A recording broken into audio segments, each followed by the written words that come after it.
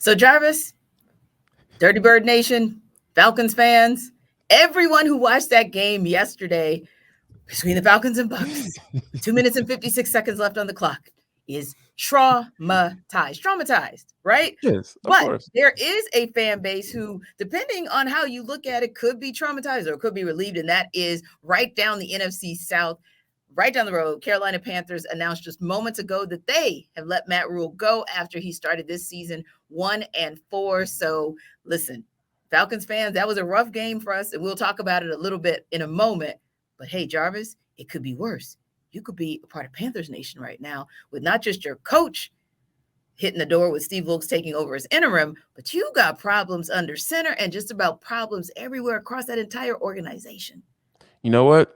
They had problems when they traded for Baker Mayfield. How about Yep. that? Like this, that was an absolute horrible decision, and I think that was what ultimately cost Matt Rule his job because Yeah. you traded for Sam Darnold and then you traded for Baker Mayfield. Yes. Like you don't have an alpha quarterback, sir. No. Sorry, go back to college. Have Yes. a good nice day. Exactly. And your GM needs to go along with you. But Yes. on this end, it is not the 2-3 record that is the Falcons record is not so much just at the hands of the head coach, not by a long shot, especially with what we saw yesterday. Now, Jarvis, let's run it back for the positive real quick. Mm-hmm. Look at the beginning of that game. They're down 21 points. And it was one of those where it was this crazy shift, right? At the end of the first half, where the Falcons could have gotten 3 points. Instead, Young Wei Koo misses the field goal, and then the points go in the other direction, right? Right. So, and Yep. then it just kind of swings. And then all of a sudden, the Falcons kind of woke up, right?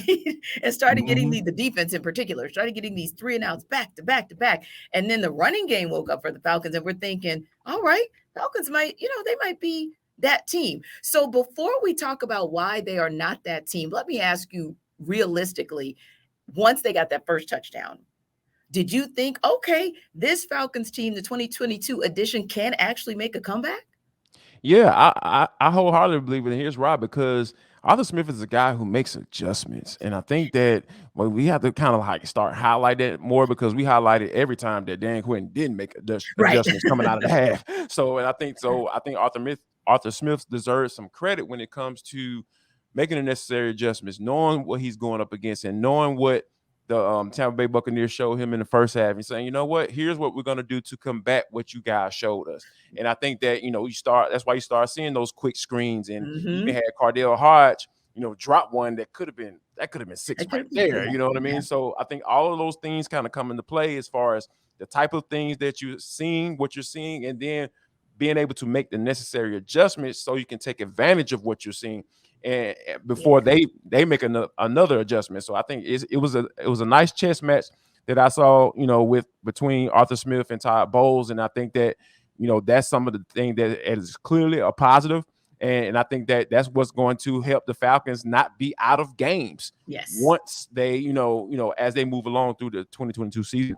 Mm-hmm. And I also felt like Dean Pease made some good adjustments. Not that the defense wasn't trying, but you just saw some tweaks here and there. Like with the run game, you even saw the secondary coming up and saying, no, you're not getting past the first level. And that's where you start to see, when we were talking about it earlier, that physicality that you not just see in the linebacker core or in the trenches, but you're also seeing everywhere. So I think that's also what makes you feel like, wow, when your defense gives you a chance like this, all you need is at least one part of the offense, one dimension of the offense to do its job, which the run game did come alive. Now, let's just be real, however. You get down to it, and hey, you had 2 games in a row where thou shalt not pass.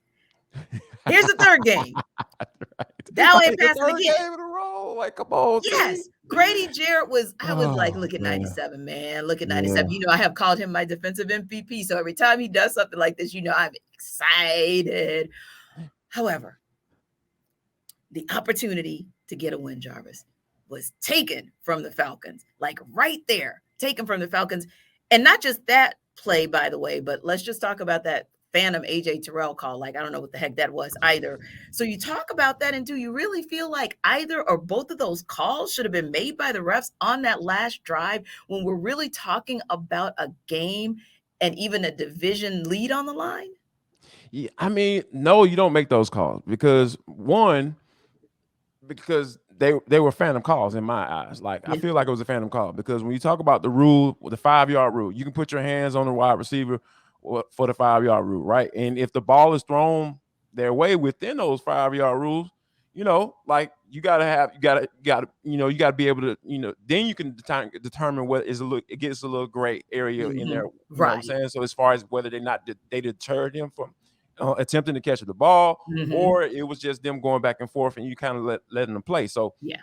Yeah. but that wasn't the case for this particular play because it was almost as if AJ Terrell heard like, hey, I need to get my hands off of him because he's getting ready to go upfield, and then he dropped his hands and he kind of got up underneath him and was kind of like following and trailing him. So I think that was perfect technique. Arthur Smith talked about in the post game presser, I got to coach guys better, dude.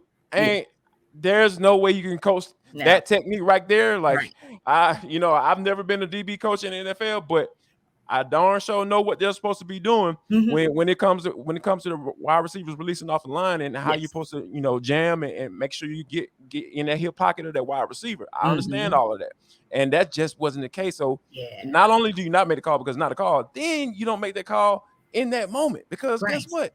Those are you shifting the game like on that particular, like, because that was on third down. That was a opportunity for the Falcons to force the Bucks to punt in that particular situation. Then again. So then fast forward to the Grady Jarrett situation. Like I don't even understand like what you're asking the defensive lineman to do when it comes to the quarterback, because guess what?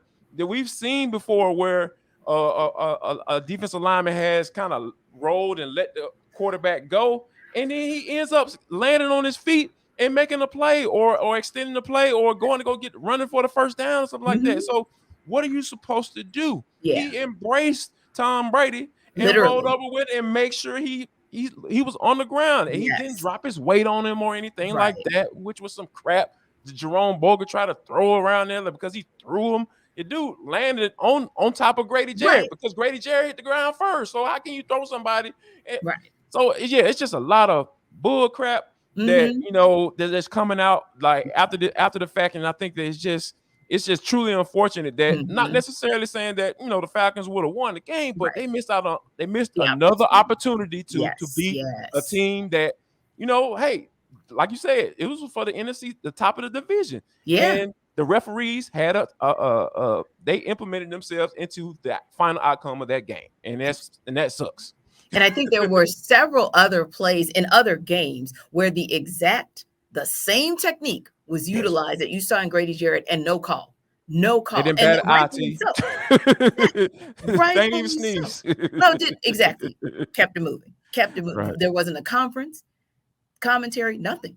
It was just a play. It was a great play. It was a sack. We move on. You drop yardage and we go on to the next down. But it'll be interesting to see kind of what comes out of this. I'm sure the NFL will on some level acknowledge that this was wrong, but the bottom line is the Falcons are still 2-3. And let's be honest, we all know that when you get in situations like this, where you're playing a Tom Brady, you're playing the Bucks, you have to make every play count. And you can't really get yourself to a point where you're in this situation where you're forced to be where a win is predicated on the last play or the last possession. So outside of those refs, where do you feel like the Falcons maybe could have tweaked something that could have put them in position to win as well? I think I mentioned it earlier, the Cardale Harris drop. Like you got to catch that football. You got to do that because, like I said, that's potentially 6 points that you left off the board. And also, early on in the game when AJ Terrell had an opportunity to pick the ball off, those are game-changing plays that because at the end of the day, even though you know that you made that play, you don't know what's going to happen after that because the momentum is a B. Like I don't care what nobody says. Like it's hard to kind of quantify. It's hard to quantify momentum, but I know it when I see it. You know what I'm saying? So those are the type of plays against that team on the road, making those type of plays. Those are the type of plays that can change the game around. And like I said, it was another missed opportunity, that they could have controlled because all the players talking about, well, we got control. Like, well, you can control making those plays when you need to, and not, and not making. And Elijah Wilkinson had 3 penalties. So those were some of the things that, that the Falcons have to clean up, because they've played clean mostly. Mhm. Probably one of the least penalized teams in the NFL. So Yes, yes. those are the type of the things that, mental errors that you probably don't have yourself in those situations where the refs Mhm. can kind of swing a game one way or the other. And if you make those plays and don't make those mental mistakes, during the game. So yeah, there definitely are several things that the Falcons could have done to not have themselves in that situation where Mhm. the refs can swing it. But Yes. I do think though that it's good that they are in position to make those plays. Mhm. But when you're going up against a team like the Tom Brady and the Tampa Bay Buccaneers, you can't pass up the opportunity to take advantage of the things the gifts that they give, so to speak. If it's Christmas, you better unwrap that doggone gift and go on about your business, because you don't get those things too often, and oftentimes you end up on the other side of a gift that they received, and they received two big gifts in that final drive.